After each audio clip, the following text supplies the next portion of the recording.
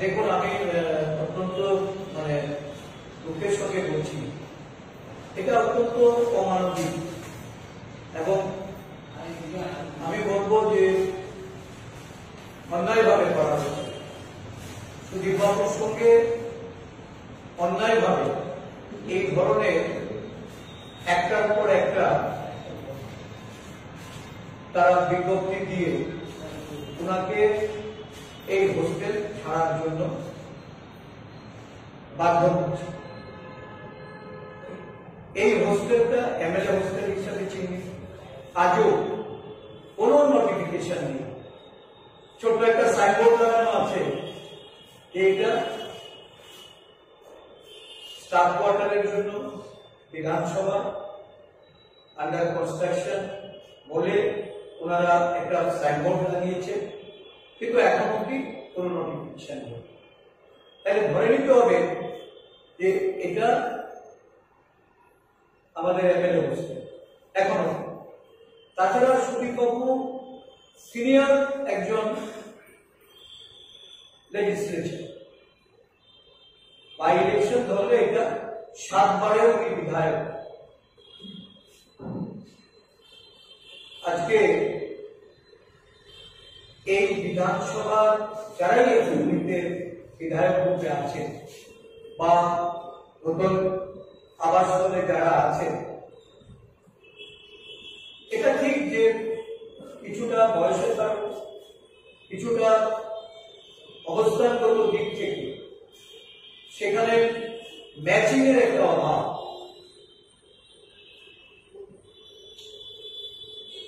একজন এমএলএ, এটা তো তার প্রায়োরিটি যে সে কোথায় থাকলে সে কমফোর্ট ফিল করবে বা কোন বাসস্থানটা তার। যেহেতু এটা এমএলএ হোস্টেল, আমরা তো এর আগেও দেখেছি যে 2টো হোস্টেল ছিল এবং 2টো হোস্টেল নির্ধারিত করে বিরোধী এবং শাসক দল সেভাবে সেটা নির্ধারিত করা হবে।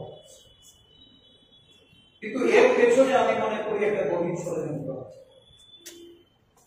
কারণ সুদীপ বাবু তাদের সম্পর্কে এই গত বিধানসভার অধিবেশনে যখন উনি কথা বলেছেন, যে বিষয়গুলি উত্থাপিত হয়েছে সেই বিষয়গুলি নিয়ে এই সরকারের যে মনোভাব, এটা আমরা যেটা প্রত্যক্ষ করেছি, আমরা দেখেছি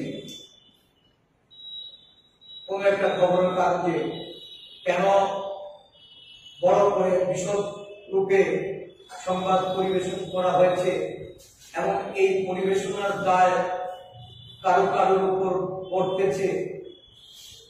বিশেষ করে আমি কয়েকজনের নাম বলতেই পারি। সঞ্জিত পাল নামে একজন, যিনি একসময় এই রাজ্যের যিনি উপমুখ্যমন্ত্রী ছিলেন, যার সঙ্গে উনি ছিলেন, এবং আরেকজন মন্ত্রী, 2জন মন্ত্রীর সঙ্গে থেকে উনি কাজ করতেন। উনি একজন কন্ট্রাক্ট টিচার।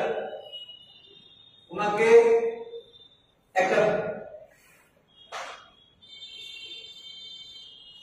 গিরিশচন্দ্র কারবারি নাম, একজন কন্ট্রাক্ট টিচার, সমগ্র শিক্ষা, ওনাকে গিরিশচন্দ্র কারবারি নামে প্রস্তাব।